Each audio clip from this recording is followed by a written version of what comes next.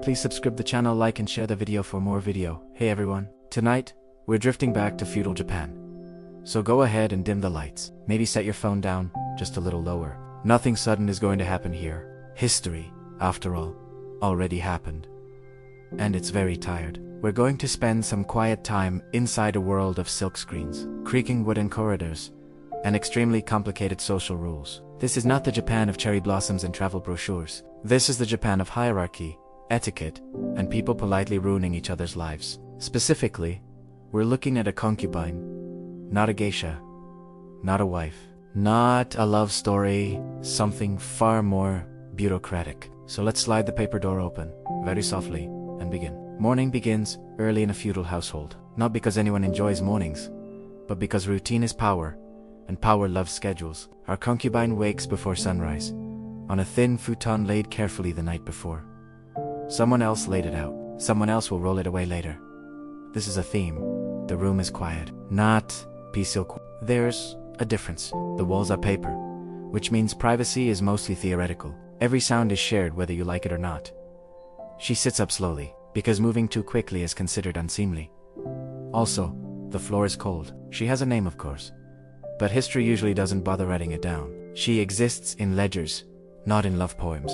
Her position is both elevated and precarious. She is above servants, but below the wife. She has silk robes, but not security. She has proximity to power, which is often the most dangerous place to stand. She dresses carefully, layer by layer, each fold correct, each color chosen according to rank, season, and a complex system of visual cues that everyone pretends is natural and intuitive. It is not. Someone once spent years memorizing these rules. They died, exhausted. Breakfast is quiet, not shared with the Lord. That would imply too much. Meals are taken in smaller rooms, with other women in similar positions. Other concubines, ladies in waiting, women who smile politely while counting each other's mistakes. Conversation is minimal. Anything said can and will be remembered later. Sometimes inaccurately, especially inaccurately. The food is good. Rice, fish, soup, better than most people in the countryside will ever eat. And yet, every bite comes with the understanding that it could all disappear. A concubine's purpose is unspoken but obvious: to bear children, if possible. Preferably sons, but not so many sons that things get complicated. Naturally, things get complicated. After breakfast comes waiting, which is, in many ways, the main activity. She waits to be summoned. She waits for news. She waits for subtle shifts in favor that may or may not be real. Time passes differently here, measured in incense, sticks and footsteps in the hallway. If she is fortunate or unfortunate, she may be called to attend the Lord later in the day. This is not romantic. It is procedural. There are rules. There are rituals. There are expectations that must be met quietly and efficiently. No one asks how she feels about any of it. That question would be considered deeply inconvenient. The household itself is a small ecosystem. Servants move like ghosts. Messengers come and go. Samurai stand very still, which is their entire job description. Power hums through the walls. Invisible, but always present. The lord, whether a daimyo or high-ranking retainer, is often absent. War, politics, travel, endless meetings about land and loyalty. When he is present, everything tightens slightly, like the house is holding its breath. A concubine's behavior is scrutinized constantly. A glance held too long, a tone too warm, a mistake in etiquette. Anything can be interpreted as ambition. Ambition, in a woman without official standing, is considered extremely rude. Midday might bring lessons, calligraphy, poetry, music, not for pleasure, for Polish. A concubine must be cultured enough to reflect well on the household, but not so cultured that she appears threatening. It's a narrow path. Most people fall off it eventually. She practices writing characters over and over, ink grinding slowly on stone. The sound is oddly soothing. Even now, mistakes are corrected gently. Smiles are thin. Afternoons stretch on. This is when thoughts get louder. She may think of the family she left behind, or doesn't remember very well anymore. She may think of the wife, the official wife, the woman with the legal authority, the ceremonies, the grudge and respect. They may never speak, or they may exchange flawless politeness, that feels sharper than open hostility. The wife understands exactly what the concubine represents: possibility, risk, a reminder of things she cannot fully control. Naturally, they are expected to coexist peacefully. Naturally, this often goes badly. If a child is involved, especially a sanda, entire dynamic shifts. A concubine who bears a son gains importance, but also attention. And attention is dangerous. The child may be raised elsewhere, by nurses, by tutors, by people trained to ensure loyalty belongs to the household, not the mother. She may see her own child at prescribed times, under watchful eyes. This is considered generous.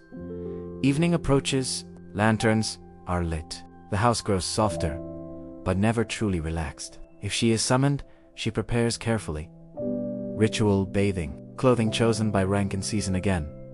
Hair arranged just so. She walks slowly through corridors, she knows by heart, every step, practiced. What happens next is not described in detail by history. It doesn't need to be. The outcome is what matters. She returns later, or not at all, depending on circumstances. If not, she waits again. Night falls. The household settles into uneasy rest. Guards change shifts. Paper doors slide closed. She lies down once more on her futon. The ceiling looks the same every night. She exists in a space between privilege and despair, between comfort and fear. Her life is not dramatic in the way stories like to pretend. It is quiet, controlled, measured, and that is what makes it exhausting. Tomorrow will be much the same, because stability in feudal Japan is maintained by repeating the same patterns until everyone forgets they were ever invented. So we'll leave her there for now, the lantern light dimming, the house breathing softly around her, and when you're ready, we'll drift onward to the next carefully managed life in history's long, very complicated household. Alright? Settle back in again, adjust the pillow if you need to. History will wait it. Always does. When we left our concubine, the house had gone quiet, which, as you may have noticed, never actually means safe. It just means people are plotting more quietly. Morning returns, it always does, and with it, the subtle recalculations that define life inside an elite household. Because in feudal Japan, survival is not about strength, it's about favor. And favor is famously fickle. A concubine's day is shaped almost entirely by invisible math. Who has influence? Who has lost it? Who whispered what to whom, and whether it landed softly or exploded on contact? She listens carefully, not openly, of course. Listening openly is suspicious. Servants know everything. They always do. They hear arguments through paper walls. They see who is summoned more often. They notice which gifts are returned untouched. Our concubine learns to read these signs the way sailors read weather. A change in tone, a delay in summons, a servant suddenly colder than before. These are not coincidences. They are warnings. Sometimes she is favored. This is both good and very bad. Favor brings better quarters, nicer fabric, more attention from the household staff. It also brings resentment from other concubines, from attendants loyal to the wife, from anyone who thinks she's rising too quickly. Naturally, she is expected to appear humble about it, grateful but not pleased, visible but not proud. It's exhausting, and she's expected to make it look effortless. Let's talk, briefly and gently, about jealousy. Jealousy in elite households is not loud. It does not shout. It smiles. It bows. It remembers. A misplaced comment might reappear months later as an accusation. A minor breach of etiquette might be reported as deliberate disrespect. Poisoning is rare. Sabotage is subtle. Sometimes it's as simple as misinformation, a wrong time, a wrong place, a message delivered a little too late. Naturally, it's always framed as an unfortunate mistake. Afternoons may bring ceremonial duties, seasonal rituals, household observances, events where women are displayed like carefully arranged screens. She kneels, she bows, she smiles faintly. Her body language is studied closely. Does she know her place? Does she forget herself? For women in these roles, forgetting yourself is the fastest way to disappear. If she becomes pregnant, everything intensifies. Congratulations are offered carefully. No one celebrates too loudly. Pregnancy is both triumph and trial, because childbirth is dangerous, and because the outcome matters more than the mother. If the child survives, there will be negotiations, discussions, decisions made without her. If the child does not, well, history is very quiet about that part. She is expected to recover quickly. Emotion is private. Grief is inefficient. Let's drift for a moment into the broader world beyond the household. Outside these walls, Japan is fractured. Warring states shift in alliances, samurai pledging loyalty that may or may not last the season. A lord's household is a political unit, and concubines are part of that structure. Marriages secure alliances, concubines hedge bets. Children born to concubines may one day become heirs, or rivals, or liabilities quietly removed from the board. Everyone knows this. No one says it aloud. Evenings. Again, bring waiting. She may write poetry. Carefully. Nothing too personal. Nothing too revealing. Poetry is communication, and communication is risky. Sometimes a poem is sent upward, to the Lord, or sideways, to someone influential. Sometimes it is returned with praise, sometimes with silence. Silence is the worst reply. As years pass, her position may change. Youth fades. New concubines arrive. History loves replacements. She may be reassigned, moved to another residence, given quieter duties. This is not a punishment. Officially, unofficially, it is the long exhale of fading relevance. But occasionally Relishi survives it all. She navigates the etiquette. She avoids the traps. She bears a child who lives and matters. She becomes an elder presence in the household. Respected, consulted. This is the closest thing to victory available, and even then, it is fragile. So when we imagine concubines in feudal Japan, it's tempting to romanticize silk robes, poetry, lantern light, but the reality is quieter, tenser, filled with long hours of careful thought and restrained expression. It is a life built on patience, on observation, on knowing when to speak and when to disappear into the background. And now, as the house settles again into sleep, as footsteps fade and lanterns dim, we'll let her rest once more. Because tomorrow will bring the same calculations, the same careful steps. And when you're ready, we'll drift onward again, to another corner of history, where power and people collided softly, ober and ober, until everyone was very, very tired. Alright? Welcome back. If you've drifted off a little, that's perfect. History doesn't mind being half-heard. We're returning once more to our concubine's world. Same corridors, same paper walls. Slightly more dust. Time has passed. It always does, even when nothing seems to change. Aging in a feudal household is a subtle process. No birthdays, no candles, just a gradual realization that no one is looking quite as closely as they used to. This can be a relief, or a warning. Our concubine rises more slowly now. Not because she is old by modern standards, but because youth was her currency, and inflation has been unkind. The household has changed around her. New servants, new faces, new rules that no one bothers to explain because she's expected to already know them. She does, mostly, which is how she's lasted this long. If she has a child, especially a son, life narrows. Her identity becomes practical. She is someone's mother. Not officially powerful, but useful. She watches from the edges as her child is trained, educated in loyalty, discipline, and how to pretend feelings are weaknesses. If her child rises, she rises quietly with them. If they fall, she falls faster. This is not fair. Feudal systems rarely are. There is a particular kind of loneliness reserved for women who outlive their usefulness. They are still present, still bowed to, still fed, but no longer consulted, no longer feared. The household moves around them like water around a stone. She spends more time alone, with embroidery, with reading, with thoughts that were never safe to have before. Regret is a luxury of irrelevance. Sometimes she is reassigned, sent to manage a smaller residence, to oversee younger women, to become a living example of how to behave. This role is oddly powerful. She teaches them the rules. Which ones matter? Which ones are traps? She does not teach hope. That would be irresponsible. Let's pause here and talk gently about endings. Most concubines do not meet dramatic fates. No scandals. No executions. They fade. They're absorbed into the background of records. Mentioned once, then not again. This is not tragedy in the theatrical sense. It is simply how hierarchy maintains itself. When death comes, it is quiet. Illness. Age. A body that has endured too much stillness. There may be a modest ceremony. There may not. Her name, if recorded, is often attached to someone else's story. Mother of, former concubine of.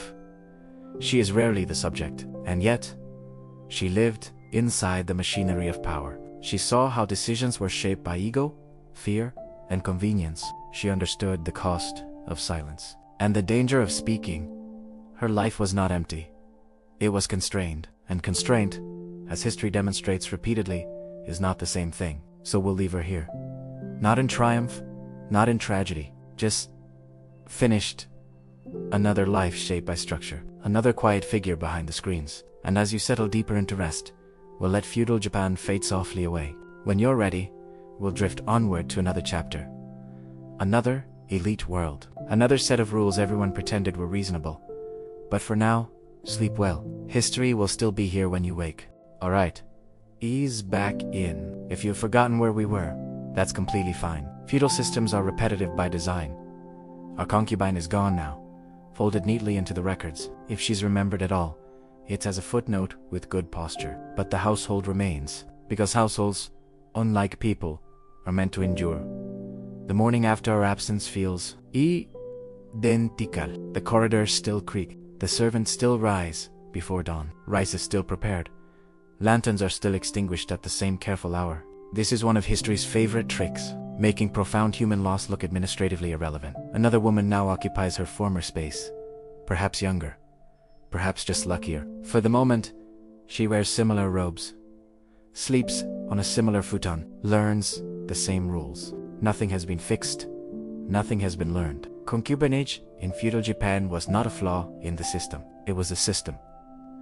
A method of producing heirs, managing alliances, spreading risk. Love was never the point. Stability was, or at least the appearance of it. Naturally, this produced the opposite. Let's drift outward for a moment. Across Japan, in castles and fortified estates, thousands of women lived variations of this same life. Different names, different ranks, same constraints. Some households were kind, some were brutal. Most were simply indifferent, which, as it turns out, is its own kind of cruelty. The official wife still exists at the center of it all. She hosts ceremonies, oversees staff, maintains the image of order. She, too, is trapped, just in a different room. Her power is real, but conditional. Her security depends on producing heirs, managing rivals, and never appearing threatened by them. It's an exhausting performance, with very serious consequences for mistakes. History loves to pit women like these against each other. But the system does most of the work on its own. Children grow up inside this environment believing it is normal. They learn early who matters, who doesn't, who speaks, who listens. Sons are trained for authority, daughters for alliances. Affection is controlled. Praise is measured. Warmth exists, but quietly, carefully. If one of those children later becomes powerful, a lord, a daimyo, even a shogun, historians will argue endlessly about their decisions, their cruelty, their brilliance. Rarely do they linger on the household that shaped them. The paper walls, the silences, the women who vanished without explanation. As centuries pass, the system erodes. Centralized power replaces local rule. The Tokugawa shogunate locks society into rigid order. Concubinage continues, but changes, becomes regulated, categorized. Eventually, modernity arrives with paperwork and reform. The practice fades, quietly, without apology. No one writes a thank you note. Today, the images remain. Paintings, scrolls, romanticized depictions of women in layered silk beneath cherry blossoms. They look peaceful, serene. They rarely look tired. But now you know better. At least a little. You've walked the slow corridors, waded through the long afternoons, felt the tension beneath the politeness. And that's enough for tonight. So let the household finally dim. Let the lanterns go out one by one. Let the paper doors slide closed. In the next part, if you're still awake, we may drift even further, to another elite world, another carefully managed misery. But for now, rest. History isn't going anywhere. Alright. Welcome back again. If this is the part where everything finally changes, I'm sorry to disappoint you. History is very consistent about that. Tonight, we're lingering in the margins. The spaces between official events, the things no one thought to write down because they seemed too ordinary or too inconvenient.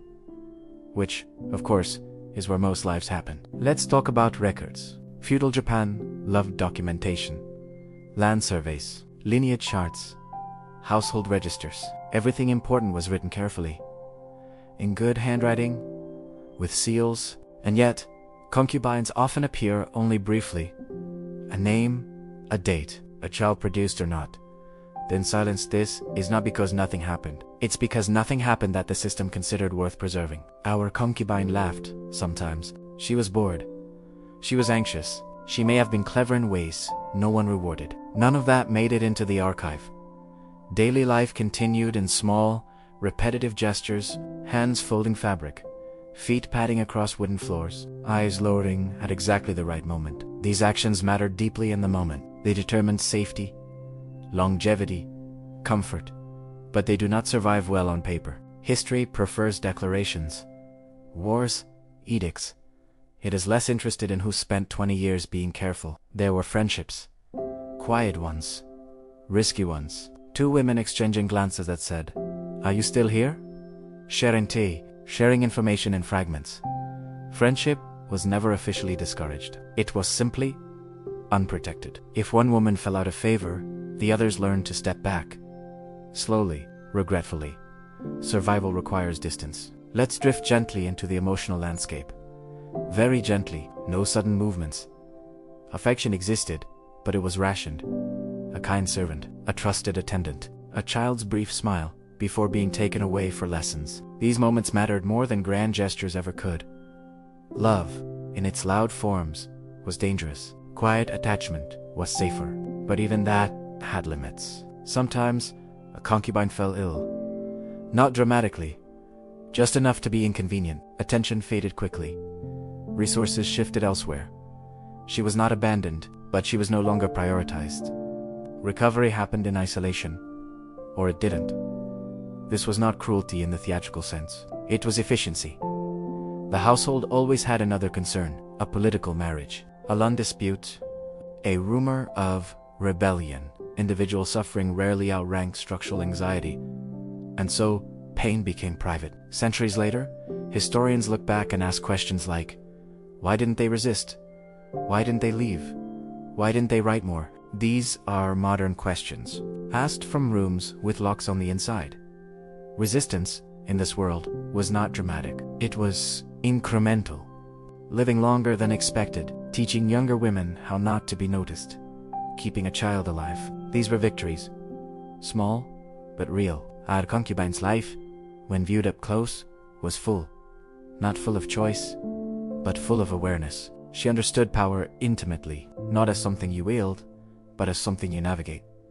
She was never naive about her position. She simply made the best use of it she could. And that, quietly, is a form of intelligence history rarely celebrates. So as we approach the end of this chapter, let's allow ourselves one final pause. No moral lesson, no dramatic conclusion. Just the acknowledgement that entire systems were built on lives like hers. Lives that functioned, that endured, that left barely a ripple in the official story. And yet, without them, nothing else would have worked. So rest now. Let the details blur a little. Let the corridors stretch and fade. If you're still awake later, we can drift onward again. There are always more elites, more households, more carefully managed silences. But for now, good night. Visit Channel 4, full video.